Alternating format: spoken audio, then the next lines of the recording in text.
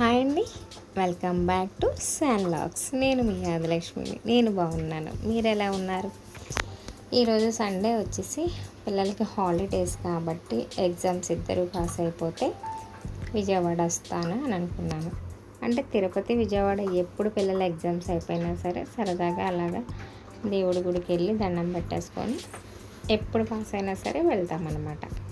వెళ్ళి అక్కడ ఏమైనా ఉంటే చూసి ఎక్కడికైనా వెళ్ళి ఫుడ్ తినేసి అలా పిల్లలతో ఎంజాయ్ చేసేసి వచ్చేస్తాను అనమాట. మనం కాకపోతే ఎవరు తిప్పుతామండి. అందుకనే పిల్లల్ని మాత్రం అలాగా నా ఆఫీస్ అవ్వగానే ఈవినింగ్ 5 కల్లా ఫ్రెష్ అయిపోయి స్టార్ట్ అయ్యామన్నమాట. ఏలూరు టు విజయవాడ అనమాట.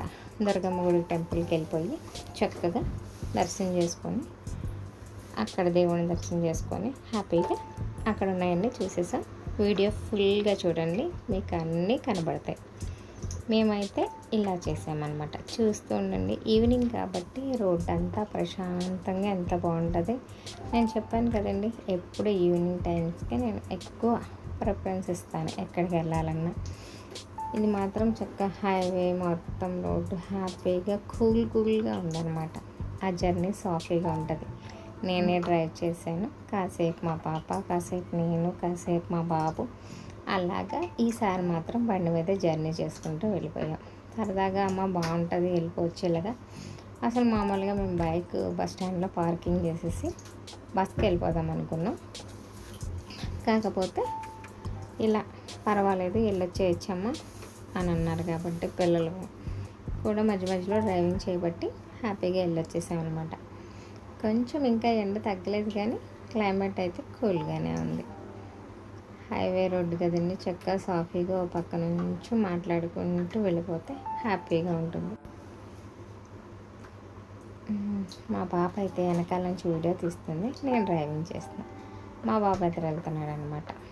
అలాగా బండ్లు ఎక్స్చేంజ్ చేసుకుంటూ వెళ్ళిపోతూ ఉన్నామన్నమాట. చక్కగా నీట్గా సాఫీగా జర్నీ అయిపోద్ది అనమాట. సిఆర్ రెడ్డి కాలేజీ దగ్గరికి వచ్చేసరికి మేము చక్కగా హ్యాపీగా ఇలా సిఆర్ రెడ్డి కాలేజీ దాకా వచ్చామన్నమాట. అక్కడి నుంచి మళ్ళీ మా పాప డ్రైవ్ చేస్తానంటే ఇచ్చానమాట. కాలేజీ కూడా పెద్దగా చాలా పీస్ఫుల్గా ఉందన్నమాట. చాలా బాగుంది. CR Reddy engineering college, CR Reddy polytechnic అవన్నీ. ఇప్పుడైతే టోల్గేట్ దాటాము. అక్కడైతే హైవే భలే ఉందండి. చాలా పెద్ద స్పేస్గా చాలా విశాలంగా ఉంది. అక్కడైతే టోల్గేట్ దగ్గర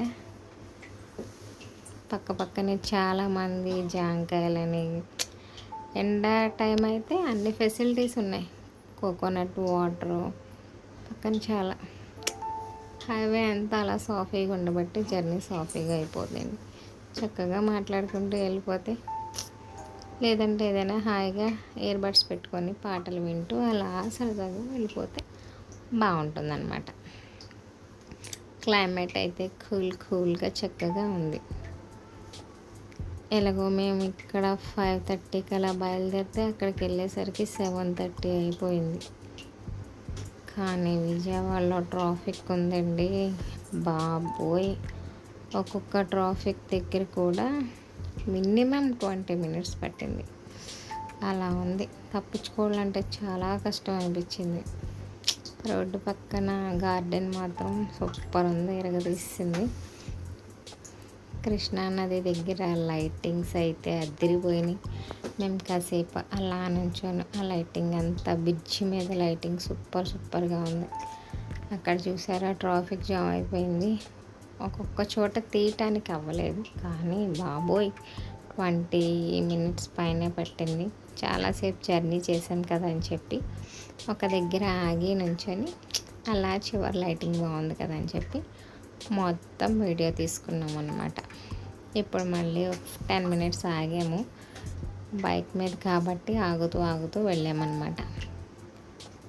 వ్యూ అయితే చాలా బాగుంది. మనం ఎలా అయితే విజయవాడ ఎంట్రన్స్ అయిపోయాం, అలాగా హైవే బ్రిడ్జి కింద నుంచి వెళ్తే ఏదో అలా పైన అంతా అలాగుంది. ఇప్పుడు మనము దగ్గరికి వచ్చేసామన్నమాట, టెంపుల్ దగ్గరికి. పైకి కొండ మీదకి వెళ్తాకి బైక్ మీద మాత్రం టర్నింగ్స్, రూట్స్ చాలా జాగ్రత్తగా వెళ్ళాలి. ఆ టైంలో నాకైతే బైక్ డ్రైవ్ చేయటానికి చాలా భయం వేసింది. మా బాబుకి కొంచెం గట్స్ ఉన్నాయి, బాగానే తీసుకెళ్ళాడు. వెళ్ళేటప్పుడు అన్న ప్రయోగం చేద్దాం అనుకున్నాను, అవ్వలేదు. అలానే వచ్చేటప్పుడు ప్రయోగం చేస్తే ఇంకా ఇబ్బందిగా ఉంటుంది. అందుకని నేను మాత్రం ఆ ప్రయోగం చేయలేదు. పైకి కొండపైకి మాత్రం వెళ్ళేసరికి కొంచెం చీకటి పడిపోయింది. ఇంకా బైక్ పార్కింగ్ చేసేసి సెల్ ఫోన్స్ డిక్కీలోనే పెట్టేసుకొని, ఎందుకంటే మళ్ళీ అక్కడ నైట్ టైంలో ఇంకా అక్కడే చాలామంది ఉంటారనమాట. ఎందుకు వచ్చిందని చెప్పి బైక్ దగ్గరే సెల్ ఫోన్స్ డిక్కీలో పెట్టేసుకొని దర్శనానికి వెళ్ళిపోదామని వెళ్ళిపోయామన్నమాట. మాకు త్వరగానే అయిపోయింది దర్శనం. అయితే 100 రూపీస్ టికెట్కి వెళ్ళిపోయాం. మళ్ళీ ఇంటికి వచ్చేసరికి ఏలూరు వచ్చేసరికి టైం పట్టేస్తుంది, కానీ త్వరగా 100 రూపీస్ టికెట్ తీసుకొని వెళ్ళి దర్శనం చేసుకొని బయటకు వచ్చేసాం అనమాట. అక్కడ ప్రసాదాలు తీసుకొని ఒక లడ్డు తినేసి మళ్ళీ ఎమ్మట బయలుదేరిపోయాం అనమాట. అలాగా విజయవాడ ఫుడ్ కోర్ట్ దాకా అలాగా స్లోగా వచ్చామన్నమాట. మేము 2-3 సార్లు వెళ్ళినప్పుడు అనుకున్నాం వెళ్దామని, అవ్వట్లేదు. అందుకే ఈసారి మాత్రం లేట్ అయితే అయిందిలే అని చెప్పి అలాగా ఫుడ్ కోర్ట్ కూడా చూసేద్దామని స్లోగా పక్కన నుంచొని పైన కొండ మీద నుంచొని మాత్రం వ్యూ చూస్తే అదిరిపోయింది. ప్రశాంతమైన వాతావరణంలో ఉంటుంది కదా, చాలా చాలా బాగుంది. చాలా చల్లగా ఉంది. కానీ ఒక 1/2 అవర్ కూర్చుందామన్నా రావటానికి లేట్ అయిపోద్దని చెప్పి ఫాస్ట్గా బయలుదేరిపోయామన్నమాట. అలా బయలుదేరిపోతూ ఫుడ్ కోర్ట్కి మ్యాప్ పెట్టుకొని ఎక్కడి వరకు ఉంటుందో అవన్నీ ట్రాఫిక్ మధ్యలో కూడా ఇలా వాటర్ ఫాల్స్ లాగా అలాగ ఉంది, చాలా బాగుంది. మొత్తం తీయలేకపోయాను. అక్కడ అంబేద్కర్ గారి విగ్రహం అవన్నీ చాలా బాగుంది. గూగుల్ మ్యాప్ అయితే పెట్టుకొని ఫుడ్ కోర్ట్కి బయలుదేరాము. మధ్యలో ట్రాఫిక్ చూసే సగం ఆకలి చచ్చిపోద్ది మనకి. కానీ షాపింగ్ మాల్స్ ఉన్నాయండి. నైట్ టైం లైటింగ్స్ చాలా బాగుంది. నిజంగా చాలా ట్రాఫిక్. రోడ్ సైడ్ మాత్రం చిన్న షాపులైనా పెద్దగా లైటింగ్స్ పెట్టుకొని లుక్ బాగా కనిపించేలాగా పెట్టుకున్నారు. కాబట్టి పక్కన షాపులు కూడా చాలా బాగున్నాయి. ఇక్కడైతే కొబ్బరి మామిడికాయ ఎవరైనా టేస్ట్ చేశారా?